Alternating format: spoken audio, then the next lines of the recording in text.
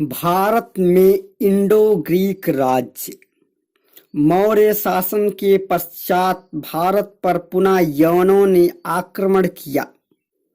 इस काल में पहला महत्वपूर्ण आक्रमणकारी यूथिडेमस का पुत्र डेमेट्रियस प्रथम था, जिसने अपने दो सेनापतियों अपोलोडस तथा मिनांडर की सहायता से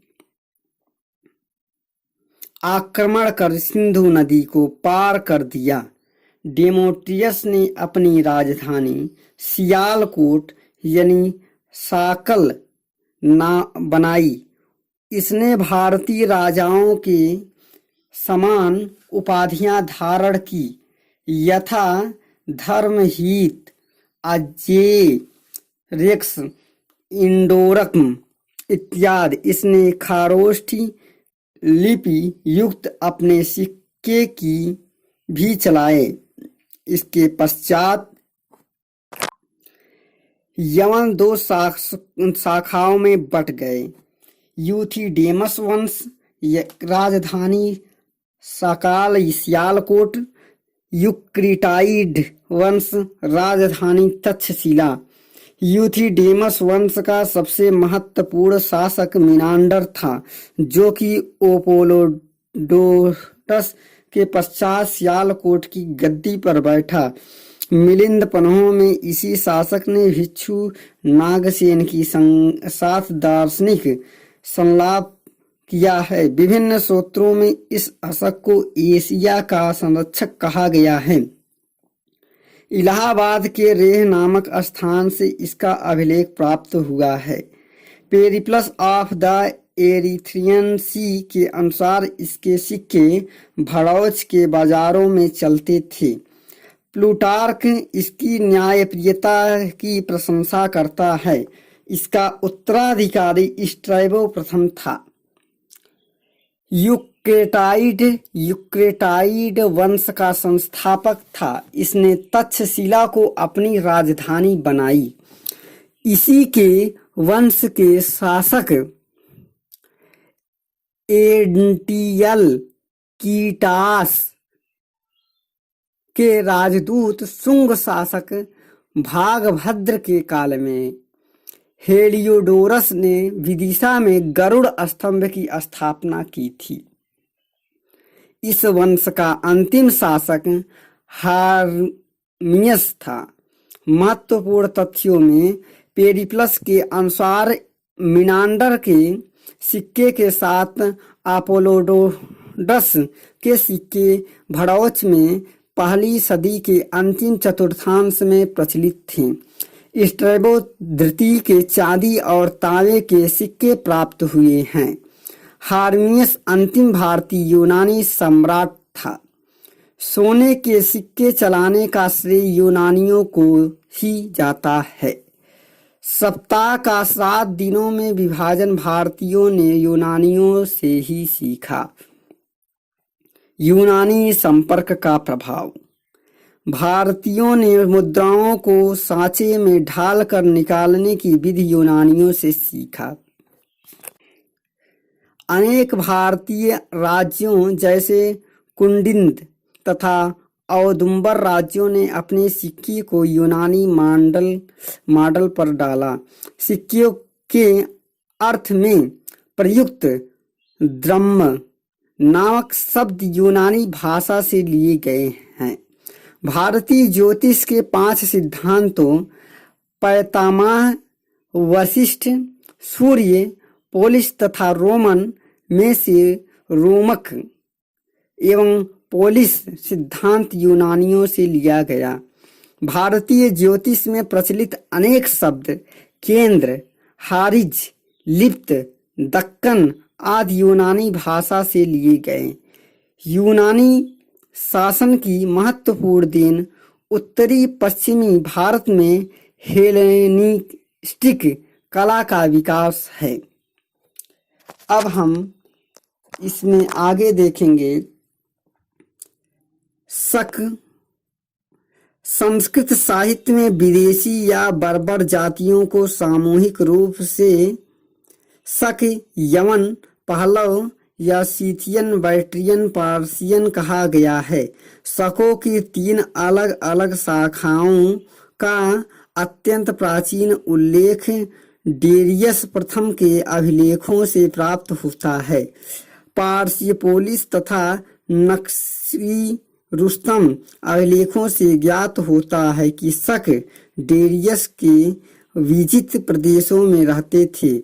शकों के आरंभिक इतिहास की जानकारी 13वीं सदी के मा त्वांगलिन के ज्ञानकोश से मिलता है। चीन के ऐतिहासिक ग्रंथ त्सेन हैन सु से भी शकों के विषय में जानकारी मिलती है। शकों ने लगभग 165 ईसा पूर्व भारत के उत्तर पश्चिम में प्रवेश किया। पतंजलि कृत महाभाष्य से ज्ञात होता है कि पुस्तक की रचना के समय शक लोग यवनों के साथ आर्यावर्त की सीमाओं से बाहर रहते थे। शकों की 5 शाखाएं थी। एक शाखा अफगानिस्तान में बस गई, दूसरी शाखा पंजाब में बसी जिसकी राजधानी तक्षशिला थी, तीसरी शाखा ने मथुरा में लगभग 2 सदियों तक शासन किया, चौथी शाखा ने पंचमी या पश्चिम भारत में ईसा की 4वीं सदी के आरंभ तक शासन किया। शकों की 5वीं शाखा ने ऊपरी दक्कन पर अपना प्रभुत्व स्थापित किया। भारत आए विदेशी आक्रमणकारियों के नाम बैक्ट्रियन यवन भारतीय थे, पार्थियन पहलव भारतीय नाम है, सीथियन शक भारतीय नाम है, यूची कुषाण भारतीय नाम है।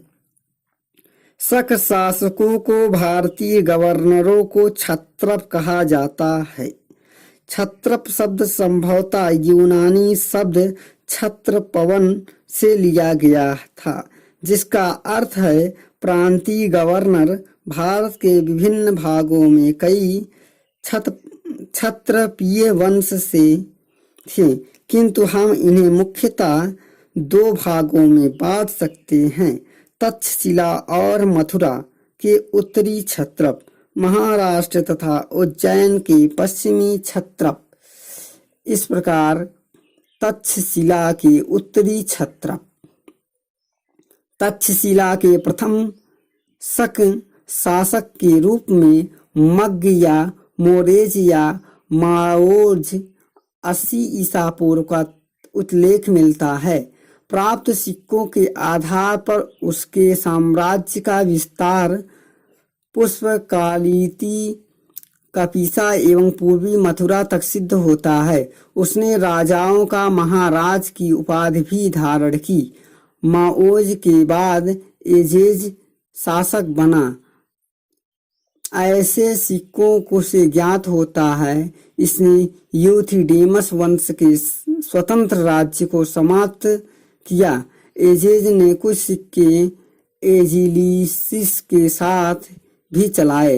एजिलिसिस संभवतः एजेल का पुत्र था। उसने अपने पिता के साथ संयुक्त रूप से राज्य किया। वह एजेल की मृत्यु के पश्चात वह एजिलिसिस एकमात्र राजा बना।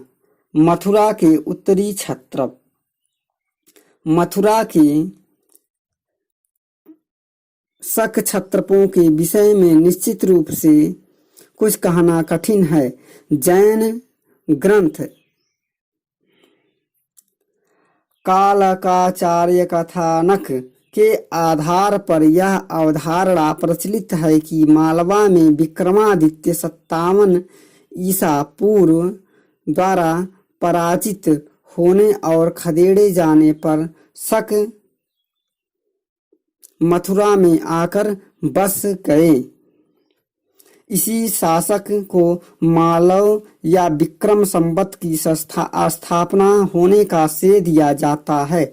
जैन ग्रंथों के अनुसार इसके 135 वर्ष तक शक संवत प्रारंभ 78 78 ईस्वी में हुआ। मथुरा सिंह शीर्ष अभिलेख से पता चलता है कि राजुल या राजबुल मथुरा का प्रथम शासक था।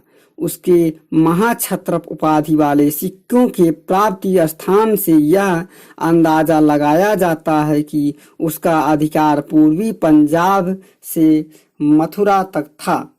राजबुल के बाद उसका पुत्र षोडश राजा हुआ एवं उसके बाद तोरणदास ने गद्दी संभाली। इसके पश्चात कुषाणों ने मथुरा से शकों की सत्ता को समाप्त कर दिया एवं शक क्षत्रप कुषाण नरेश की अधीनता में शासन करने लगे। महाराष्ट्र के पश्चिमी क्षत्रप शक जाति के क्षहरात वंश का भूमक पश्चिमी भारत का प्रथम क्षत्रप प्रतीत होता है। उसके विषय में अधिक जानकारी प्राप्त नहीं है।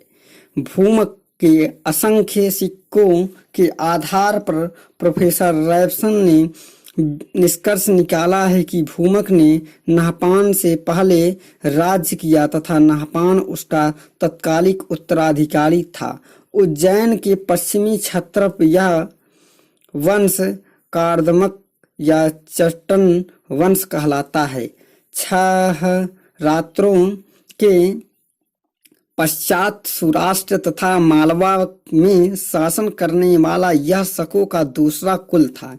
इस वंश का सर्वप्रथम शासक यशोमती था। उसका पुत्र चट्टन था। एक अभिलेख से ज्ञात होता है कि 130 ईस्वी में चट्टन ने अपने पौत्र रुद्रदामन के साथ मिलकर राज्य किया। रुद्रदामन के पिता जय दमन की संभवतः 130 ईस्वी में पहले मृत्यु हो गई थी। उज्जैन के शक क्षत्रपों के रुद्रदामन सर्वप्रसिद्ध था।